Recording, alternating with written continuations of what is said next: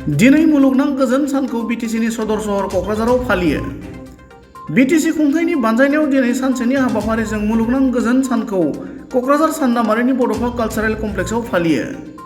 BTC खुंथायनि बानजायनायाव खुंनाय मुलुगनां गोजोन सान फालिनाय हाबाफारियाव आसामनि हादरसा बेंगिरि श्री लक्ष्मण प्रसाद आचार्यआ गाहाय आलासि महरै बाहागो लादोंमोन।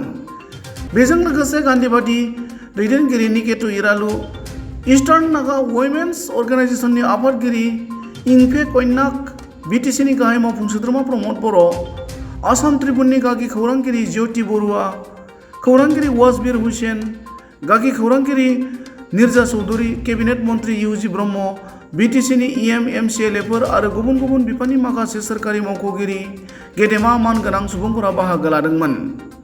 गुबुन फारसेथिं आसामनि हादरसा बेंगिरि श्री लक्ष्मण प्रसाद आचार्यआ बाहागो लानानै बिटिआर ओनसोलनि गोजोन थासारिखौ मोजां मोननाय फोरमायनायजों लोगोसे इयुनावबो बेबादिनो लाखिबाय थानो खावलायो।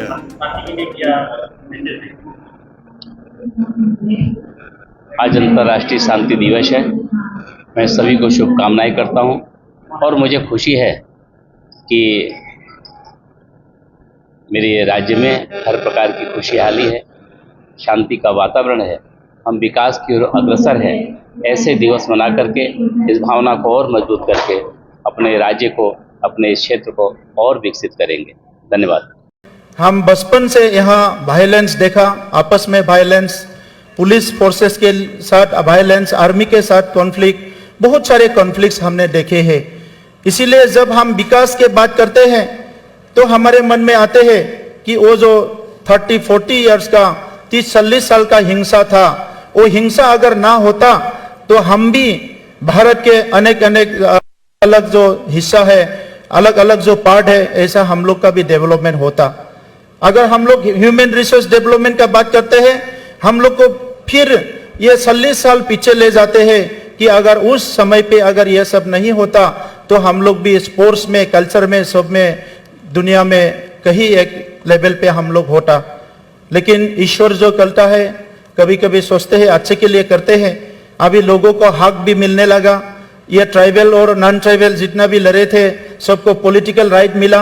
लेकिन उसके बाद हम लोग क्या करेंगे? संघर्ष और निर्माण साथ साथ होना पड़ेगा।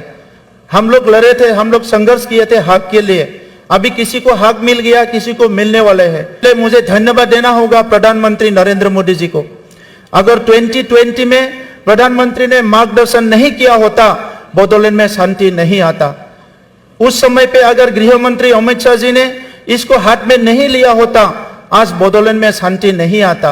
डॉक्टर हिमंत बिस्वा शर्मा जी आज चीफ मिनिस्टर है, वो अगर इसको सीरियसली नहीं लेता, गंभीरता से नहीं लेता, तो ये आज हम लोग को ऐसा परिस्थिति नहीं मिलता। कोकराझार बोलने से लोग आने के लिए डरते थे, गुवाहाटी से आने के लिए डरते थे, दूर दराज से नहीं आते थे। 5 बजे दुकान सब कुछ बंद हो जाता, लेकिन आज 12 बजे तक दुकान खुलने लगा। रात में लोग अपना काम के लिए बाहर निकलने लगा, पढ़ाई अच्छा होने लगा, सब कुछ बदलने लगा, सब कुछ सुधारने लगा। तो इसके लिए देश में हम लोग को आज जो अच्छा मिला है उसी का नतीजा है। अभी वाइब्रेंट बीटीआर मिशन हमने लाया है, बोडोलैंड हैप्पीनेस मिशन हमने लाया है, और बोडोलैंड हैप्पीनेस मिशन से हर समुदाय के बीच में, जिसके बीच में नफरत था, जिसके बीच में गुस्सा था, ये समुदाय को हम लोग पहुंचने के लिए, उनसे संवाद करने के लिए हम लोग कोशिश कर रहे हैं। और हमने टारगेट लिया जनवरी 2025 तक हमारे बोडोलैंड में रहने वाले हर समुदाय का एक जो विजन डॉक्यूमेंट है ये बोडोलैंड सरकार बना के देगा, ताकि वो लोग भी अपना जो दिशा है, अपना जो डायरेक्शन है, इसको निर्णय कर पाए। इसीलिए हमने ये सोचा है।